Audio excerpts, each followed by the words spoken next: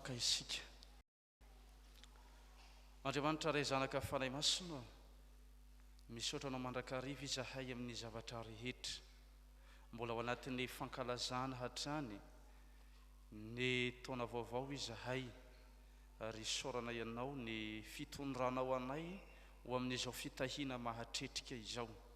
Andray ny hafatra avy aminao izahay, dia zava-dehibe loatra Tompo ny fiasan'ny fananao masina, ahatakarana ny tianao ambara, ary aoka ny teninao hanam-pahefana ty anatinay, anananay indray ilay faharena vaovao, ny anaran'i Kristy Jesoa.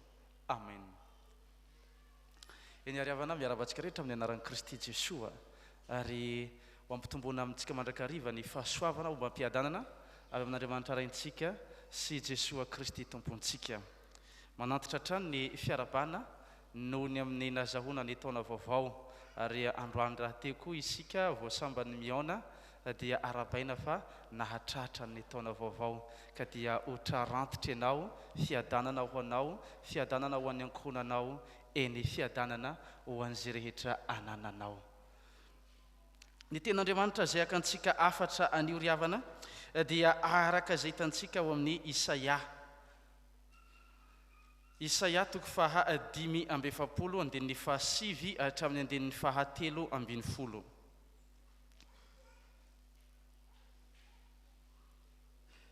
Fomba fitenin'olona matetika eo anivon'ny fiarahamonina rehefa misy zavatra anankiray hafahafa, dia hozy izy hoe ohatra ny Andriamanitra nanao ny voay.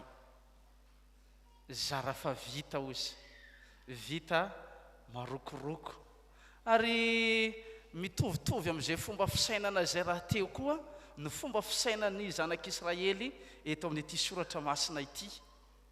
Misy mihevitra fa izany Andriamanitra izany dia Andriamanitra manao zara fa vitan'ny voariny. Eny, tsy nahomby loatra ny fitantanan'Andriamanitra ny amin'ny voary noariny, ary misy aza dia sahy milaza hoe tena manao kitotoa Andriamanitra.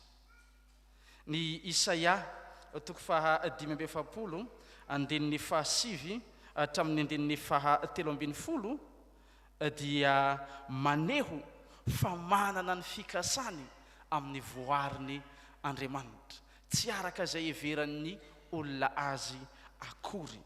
Ary izay indrindra no hojerentsika amin'ity soratra masina ity, dia izao hoe ny fikasan'Andriamanitra amin'ny voariny.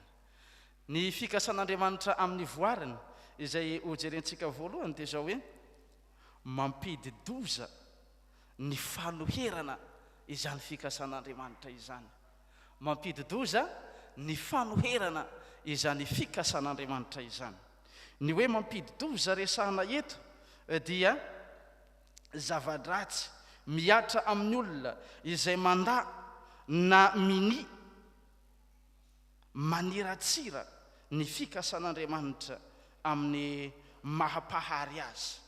Oharina amin'ny mpanefy tanimanga, ny mpanefy dia tsy iza fa Andriamanitra, ary ny tefena dia tsy iza fa ny olombelona. Oharina ho tahaka an'izay ny fifandraisan'Andriamanitra sy amin'ny vahoakany. Ilazana fa Andriamanitra izay nahary namorona ny olona dia manana fahefana amin'olona ary manana fikasana iheverana azy. Izany hoe loza ny fiainan'ny olona izay manda miady amin'ny mpamorona azy.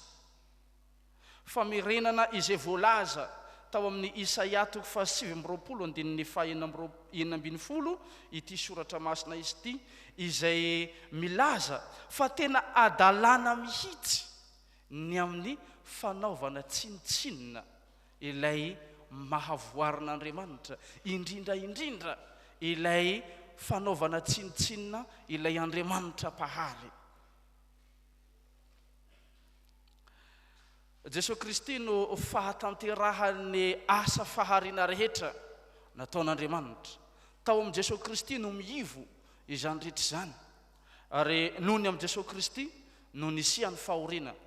Izany loza ary tena loza ho an'izay manao tsinitsinina an'ilay Jesosy Kristy Tompo Andriamanitsika. Ny soratra masina ao amin'ny Romanina toko 7 andininy 7:20 sy ny andininy 20 dia andeha ho jerentsika izay manamarina izany.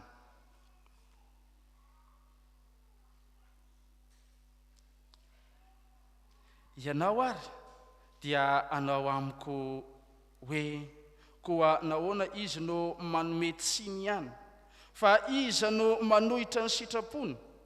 Tsy raha lehilahy, fa iza moa hianao no mamaly an'Andriamanitra, izay zavatra noforoniny va hanao amin'izay namorona azy hoe nahoana ianao nanao toy izao?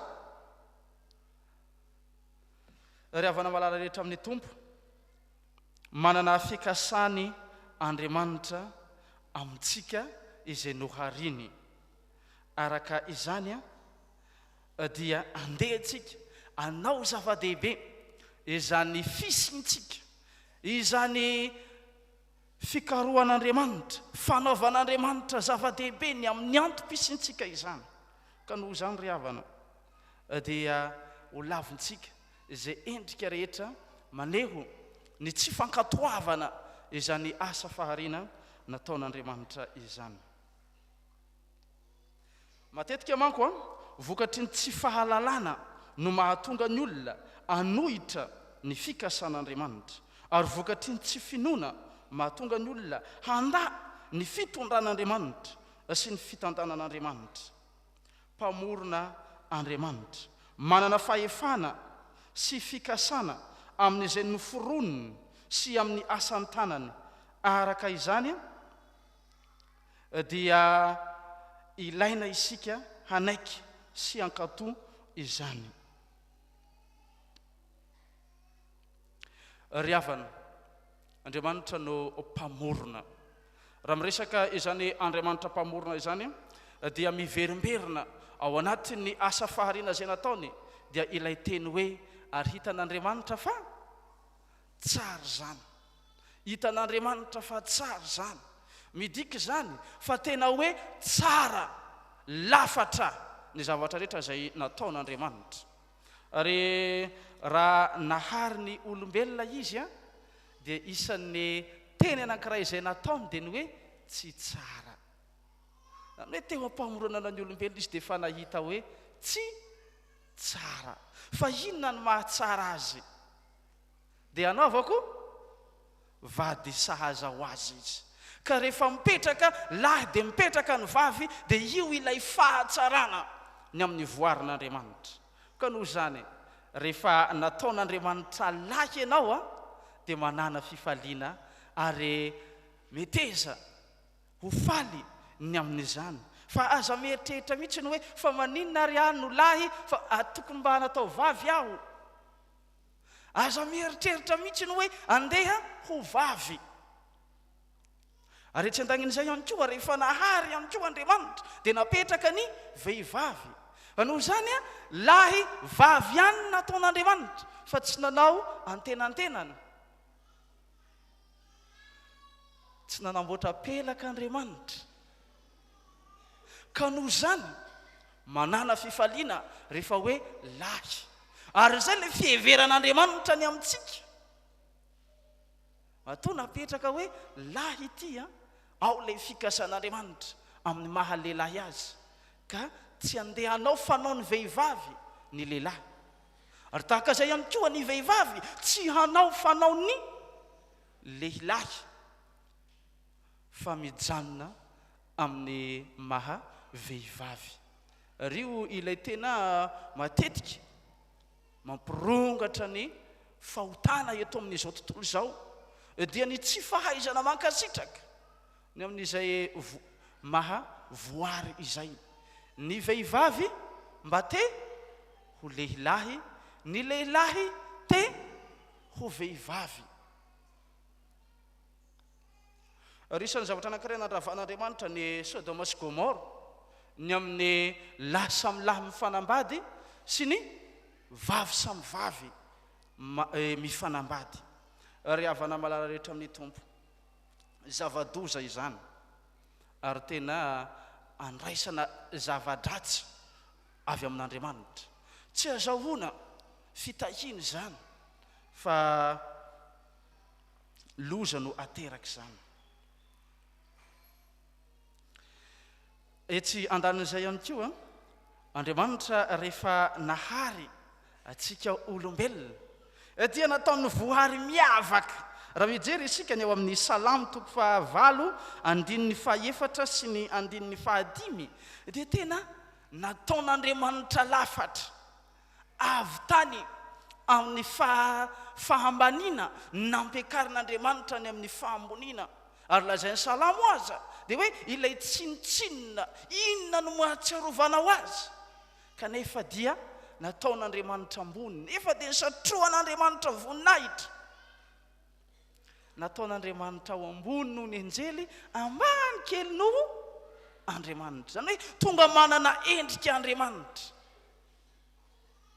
Nefa tao tsy dia hay loatra ny miaina amin'ny maha olom-boninahitra, amin'ilay maha voninahitra napetraka Andriamanitra. Matetika lasa manao fiainan'ny biby indray ny olona. Inona moa ny fiainan'ny biby? Ny fiainan'ny biby dia tsy mahalala menatra. Esa zavatra anankiray tena fantarana ny biby, tsy mahalala menatra.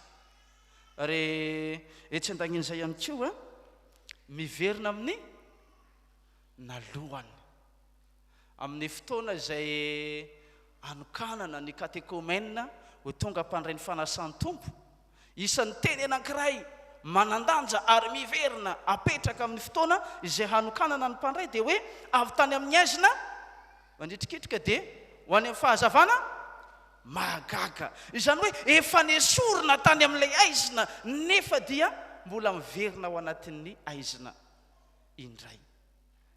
Fotoana izay hanavaozantsika ny fanoloran-tenantsika amin'ny maha olom-boafidy amin'ny mpandray fanasan'ny Tompo atsika izany. Ry havana, fotoana manandanja lehibe ho antsika ny anio, ka noho izany andao isika ametraka ny maha zava-dehibe, ny maha voary atsika. Rehefa nesorina avy tany amin'ny fiainana mahabiby, avy tany amin'ny fiainana feno tsy fahalalana, dia napetraka any amin'ny fahazavana, dia andao hipetraka tsara amin'ilay toeram-boninahitra, ilay toerana feno fahazavana. Misy tantara kely ity. Misy ilay tovolahy fatra-paniratsira ny asan'Andriamanitra. Rehefa mijery ny asan'Andriamanitra izy dia mijery ny klema amin'io, ary io no entiny anoherana ny fahariana nataon'Andriamanitra. Raha ihany rehefa nandeha tany anaty ala izy dia tonga tany anaty ala, lany ny vatsy ary mikasa ny verina. Iny izy andalana miverina anatin'ny anoanana dia mahita voatavo. Tena tsy mahay mihitsy le Andriamanitra manao an'ilay voatavo. Aiza veranga ity zavatra mandadilady kely ity dia ohatra ngeza be ny voniny. Maninona raha mbary hazo ngeza ry natao ngeza koa ny voniny, fa ity hazo zavatra kely mandadilady ity natao ngeza be ny voniny, fa ry ngeza be ry natao kely ny voniny. Mantsen'ilay rotra, eo ambody rotra izy mihinana rotra. Efa firy izay laniko tsy mety mahavoky ahy ty rotra ty, tena tsy mahay nininona le Andriamanitra. Laha mitsy hakaina kely ka dia izy makaina ambody rotra eo, lasa saina latsahany voniny rotra teo ambonin'ny orony. Tena mahay ihany ke le Andriamanitra, fa raha nataony ngeza tahaka ny voatavo ny voniny rotra. Ry havana, ny fikasan'Andriamanitra izay heverany atsika dia fikasana mahasoa sy mahatsara atsika. Ary zany zavatra anankiray hojerentsika faharoa, miahy sy mandrindra ny fiainantsika Andriamanitra. Raha ny teny hoe miahy dia azo avy amin'ny teny hoe ahy, izany hoe tomponjavatra ny tiana ho resahina. Ka raha miresaka hoe miahy ny fiainantsika Andriamanitra, midika izany fa tompon'ny fiainantsika Andriamanitra.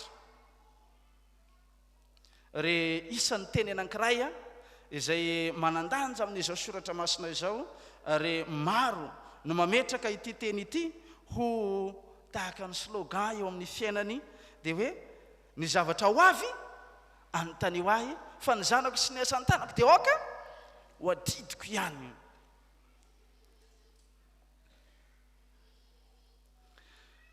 Araka izany, manana andraikitra amin'ny voaforona izy, sady mamelona antsika mandrakariva, manome endrika, io ilay tonga amin'ilay fiteny hoe sady manome atsika ny amin'ny fond Andriamanitra no sady forma ihany koa. Jesosy Kristy no fahatanterahana zany. Izy ilay mpiahy ny fiainantsika sady mandrindra ny fiainantsika, ary izy no antom-pisiantsika. Ny soratra masina ao amin'ny Matio 4:7-20 sy ny 20 zay efa novakina tamintsika teo dia milaza fa mamelona ny vahoaka Andriamanitra ary manome izay sahaza, eny manome ambiny aza. Ry mpianakavy amin'ny finoana, ny lasantsika, ny hoavintsika, ny ankehitrintsika dia adidin'Andriamanitra izany. Raha mijery isika ny soratra masina ao amin'ny Timoty 1:9, ny andininy 7 dia milaza fa tsy manana na inona isika, ary tsy hitondra na inona ihany koa ho any amin'ny any an-danitra. Izany hoe raha adika dia izao hoe vao nanomboka voateraka isika tsy nitondra na inona avy tany an-kibony reny, ary tsy hitondra na inona ho any an-danitra ihany koa. Araka izany Andriamanitra no mamelona, Andriamanitra no miahy, Andriamanitra no miditra antsehatra amin'ny fiainantsika, manome ny sosiny tsara ivelomantsika. Ny zavatra mahamaika ny olona mantsy, ary efa lova avy tany ampahaterahana izy io rehefa teraka ilay zaza anankiray lay tsy nitondra na inona tao an-kibo, dia inona ny zavatra hoentiny voalohany? Nia zay ihany ny azy. Ary no miteraka ny olona tsy hatoky an'Andriamanitra ny amin'ilay hoe niahy an'Andriamanitra ny fiakiana, fa tsy ho antsika. Ry havana malarehetra amin'ny Tompo, amin'izao ankatoky ny taona vaovao izao manome toky ny fiainantsika Andriamanitra, manome hery antsika ny Tompo, dia izao izy no miahy ny fiainantsika. Tsy anjarantsika no miahy ny amin'ny fiainantsika, fa izy. Eny fa na dia hiahy ny amintsika azy atsika, inona mba vitantsika? Tsisy izay mba vitantsika akory, satria toy ny tany manga ihany isika eo anatrehan'ilay mpanefy atsika. Ry havana, mahaiza mankasitraka sy misaotra an'Andriamanitra. Miverina isika ny amin'ny fahariana amin'ny Genesisy ihany 1. Raha nahary ny zavatra rehetra Andriamanitra, dia inona no hariny voalohany? Tamin'ny voalohany Andriamanitra nahary ny lanitra sy ny tany. Io ihany ny voalohany zany, dia izao hoe lanitra aloha zay vao ny tany. Ka eo ampaheritreretantsika ny asa mahagaga nataon'Andriamanitra, eo ampamakivakiana ny taona ho diavintsika, dia izao hoe ny lanitra aloha zay vao ny tany. Zay no naharian'Andriamanitra atsika, ny lanitra zay vao ny tany. Ka noho zany ny lanitra no aloha eo amin'ny fiainantsika. Raha vao ny zavatra hafa no aloha eo amin'ny fiainantsika, dia diso ilay firafitra. Izao mantsy ny hevitra izay. Raha miresaka hoe ny tany dia azo heverina ho toy ny hoe zava-poana. Raha miresaka hoe lanitra dia ao ilay fonenan'Andriamanitra. ary miresaka hoe lanitra isika dia any ilay everitsika hoe ny finoantsika any no iainantsika rahatr' izay amin'ilay fiainana mandrakizay.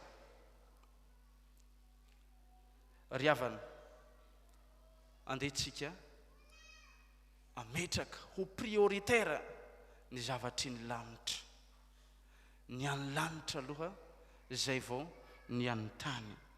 Ka noho izany andehantsika isaotra araka ny dinika zay natao dia izao hoe ny teny hoe misaotra dia izao hoe ny tena no milaza hoe misy aotra aty amiko. Teny anankiroa hoe misy plisy aotra. Ny aty amiko zany misy aotra, fa ny any an-danitra misy firy? Misy ray. Ka raha mbola manao ny maizy azy antsika isika dia ilay aotra ihany no aotra. Fa raha ilay any an-danitra no mandeha aloha dia manome endrika zavatra mahafinaritra, ary indrindra manome tarehimarika sy isa izay. Mba ataovy anie ny zavatry ny tany, ny amin'ny ahy dia ilay aotra zay, misy aotra ty amiko. Manambady aho, inona zay ilay vadiko? Aotra. Mananjanaka aho, inona zay ilay zanako? Aotra. Manana trano aho, inona ilay trano? Aotra. Fataoko hoe manana an'ilay any an-danitra aho, izy ilay any an-danitra? Jesosy Kristy. Dia manana firy zay? Ray. Ka raha ny ihany mandeha aloha dia aotra ihany, dia any amin'ny farany vao misy ray. Aotra, faingo aotra dia zay vao ray. Ndao apetraka antsika aloha Jesosy. Zay no endriky ny amin'izao fanokanana ny mpandray vaovao izao fotoana fanavaozantsika ny fanoloran-tenantsika dia Jesosy no apetraka antsika aloha. Izy ilay miany fiainantsika ny mandeha aloha dia Jesosy zay vao ny tenako, zay vao misy folo zay. Jesosy ny tenako dia manana vady aho dia firy zay? 100. Dia miampy ny zanako 1000, ary miampy zay rehetra nanako dia misy lanja mavesatra ny fiainantsika. Ry havana, avelao Jesosy anapaka ny fiainantsika, avelao izy ny ahiny amin'ny fiainantsika, fa aza manahy ny amin'ny ampitso isika ho ny soratra masina. Farany ry havana dia izao, ny fikasan'Andriamanitra amintsika zay voary nohariny dia tsy azontsika sakanana zany, tsy azontsika lavina zany, ary tsy azontsika iodivirana, fa mahasoa mikendry mandrakariva ny fiahina ny fiainantsika, ary indrindra ananantsika ilay fiainan-danitra. Koa ho azy Andriamanitra ny voninahitra. Amen.